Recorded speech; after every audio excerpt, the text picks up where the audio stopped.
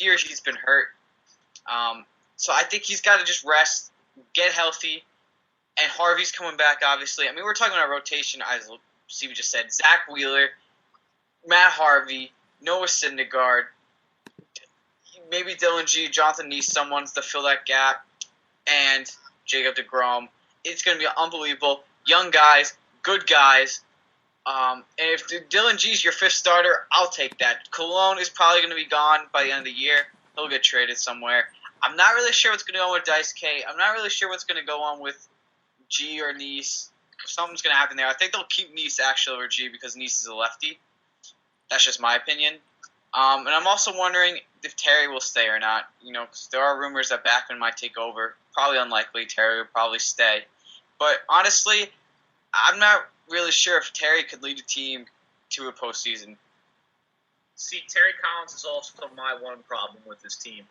He's obviously going to stay because the Mets are close to a 500 team. He just doesn't seem that aggressor that the Mets need. I think Backman.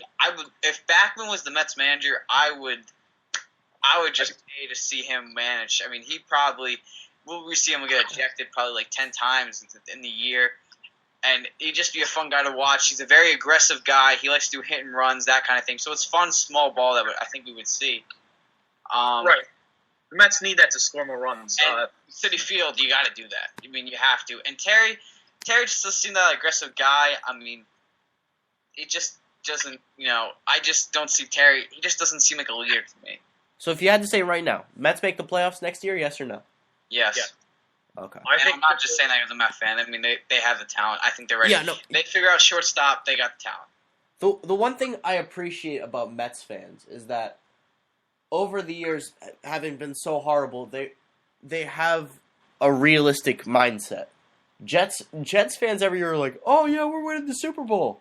The Mets fans can be realistic, and they're okay with being bad. A lot of fan bases can't tolerate being bad. We're used to it. That's why. Yeah. But see, I think this year's. You know what? You guys are going to be rewarded because I definitely see them going places in the next couple of years. Right, because now the problem with all the Mets teams recently, no matter what year it's been, has always been their bullpen. Now they traded for Vic Black last year. He's good. Bobby Parnell has been good. I hope Bobby Parnell does fine. He was hurt the whole year, but I hope he does well.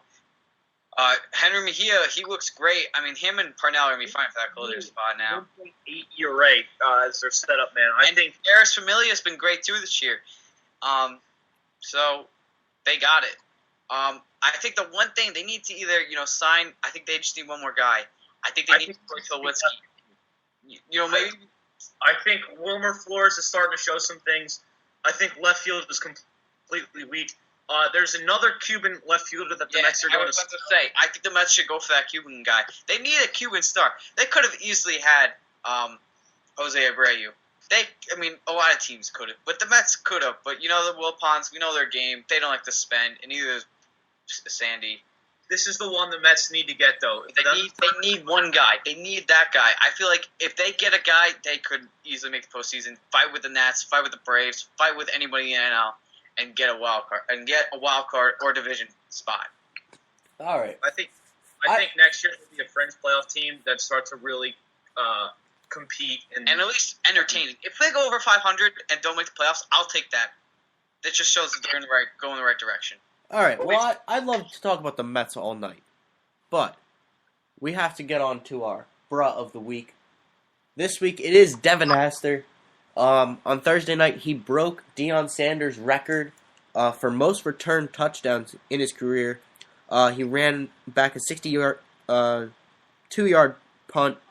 He has 14 career punt return touchdowns, 5 kickoff return touchdowns, and 1 fumble return touchdown. That's a grand total of 20 return touchdowns. And Devin Hester capped it off with the primetime dance going into the end zone. He also had, I believe it was like 52 yards on a reverse for a touchdown. So Devin Hester, great career. I think he's easily a Hall of Famer. I actually want to say one thing about his Hall of Fame status. I was watching today, NFL Top 10 on NFL Network. You ever watch that? Yeah. That was on today, and the Top 10 today was top 10 players who were not in the Hall of Fame. And I'm not saying Devin Hester was in it, but they had a couple of special team guys. They had I forget their names. Well, there's only one kicker player in the Hall of Fame, which is Lou Groza, I believe. Yeah. So there were a couple of writers who vote, to send guys to Canton. And they said they just don't. Some of them they just said we just don't feel special teams. A guy who comes in for 5 or 6 plays a game should be in the Hall of Fame. But if Devin Hester, if he doesn't make the Hall of Fame, I will not watch football. He's made impacts in games. Yeah, I don't think he's a first ballot. I think he has to be in there. And you know what? When he was a quarterback, of all time, he has to be there. When he was a quarterback, he didn't really do much. When he made the switch to offense, he hasn't been huge on the offensive side of the ball, but he's the greatest kick returner of all time. Greatest return man. Yeah. Return man. Yeah, he's the greatest return man of all time, easily. And this record goes to prove that. Right. I think he's definitely Hall of Fame. CB, you would agree, right? Yeah, I agree. And also back to the hometown roundup, I was right. That's officially announced. Dilson Herrera's injury was right quad. Yeah. So speaking of Devin Hester and the Falcons, they absolutely demolished the Buccaneers Thursday night, 56-14. For those of you who don't feel like doing the math, that is 42 points, 6 touchdown difference. It got so bad, Mike Glennon came in the game for Josh McCown. He ended up getting a touchdown, actually.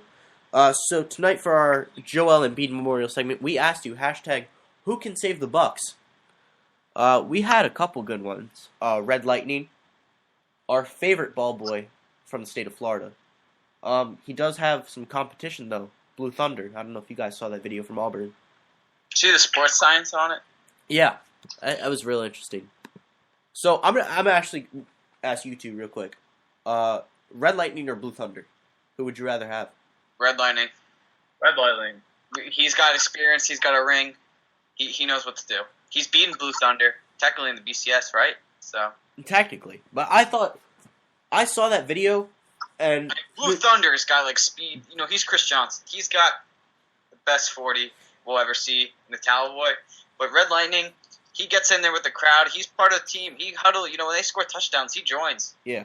I feel like no one cares. So I got Red Lightning any day.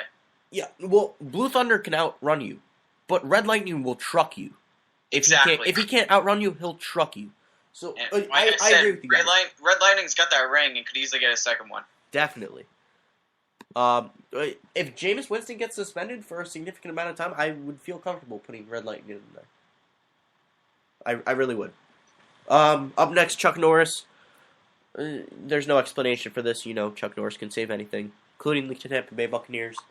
Pablo Sanchez.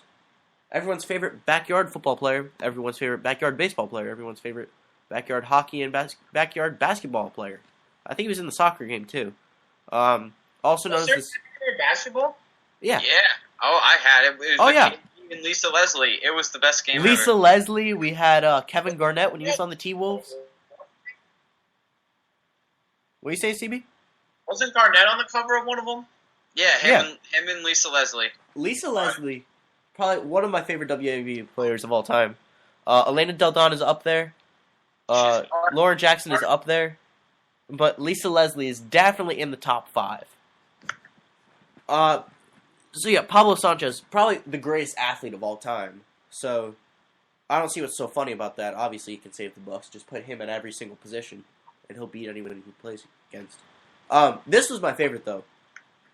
And it seems like most of our good ones come from Jake Liker. So I just have to give him props for this. Geico can #save the Bucks 15% or more on car insurance. Did you guys know that? Yep.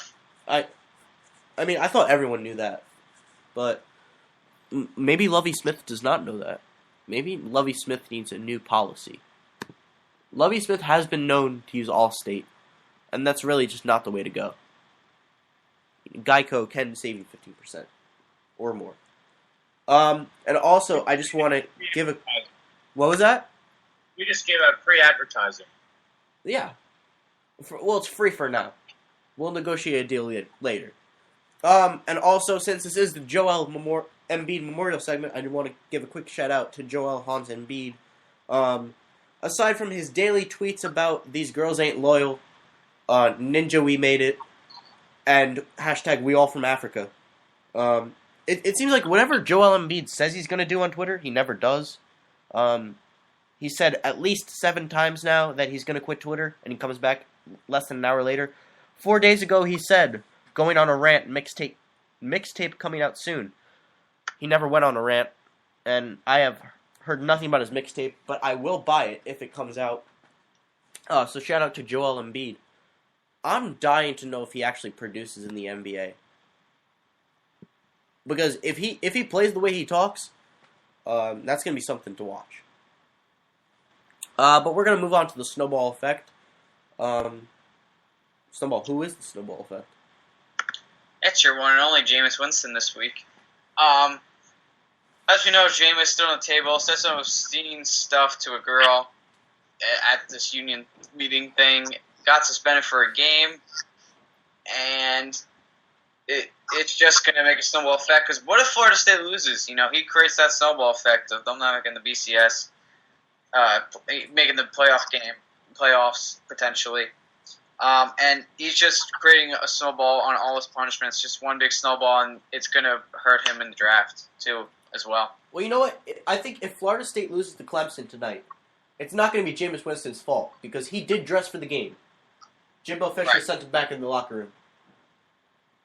And we'll see if Jimbo Fisher ends up regretting that. Currently, the score is 3-3 in the second quarter. They just started the second quarter, actually. So it's 3-3. Number 1, Florida State. Number 22, Clemson. It is in Tallahassee. But before I forget, bang, bang. Who's hot, who's not? CB. Who is hot and who is not? Well, we have co-winners for Who's Hot this week. The first one's going to be the PYT restaurant in Philly. Now, for those of you who don't know, there was the LaShawn McCoy famous 20-cent receipt. Now, that receipt was given to someone to make some good of it. That person put it on eBay and said they were going to give the tip to split up between all the people at the PYT restaurant in Philly. That receipt just recently sold for over $100,000, so all those people at that restaurant will be receiving a hefty tip out of the LaShawn McCoy incident anyway. Good for them, even though LaShawn McCoy making a point about how bad their service was didn't really work out so well. Is that a joke, also, though? $100,000 for a receipt? It was signed by LaShawn McCoy. I don't know what to tell you, but it's a receipt. Like, it would be one thing if it was a football signed by LaShawn McCoy, or like a hat signed by LaShawn McCoy, but a receipt? That might go for $200. So, yeah, it's ridiculous. All right, but the runner-up or co-winner for Who's Hot? Melvin Gordon today, the Wisconsin running back, had quite the day against Bowling Green. He ran for 253 yards and 5 touchdowns. Now, against Bowling Green, but that is quite an incredible feat. That's a lot of yards and a lot of touchdowns. Good job to Melvin Gordon. But when there's someone who's hot, there's always someone who's not. And this time it happens to be the entire NFL. Except the Steelers, right? No, it's the NFL as a whole. Even more domestic violence, abuse scandals with Jonathan Dwyer this week. This whole bribing Ray Rice scandal is really not going so well for the NFL. Now, we got talked to it earlier in the show, so I'm not going to get into too much more detail with it. But the NFL is really not hot at all right now, and that certainly includes Roger Goodell. So the NFL is not hot at all right now.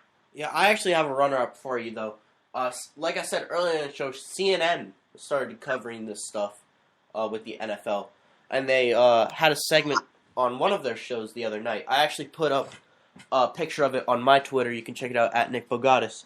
But the headline was, Arizona star Jonathan Dwyer arrested for domestic abuse. Um,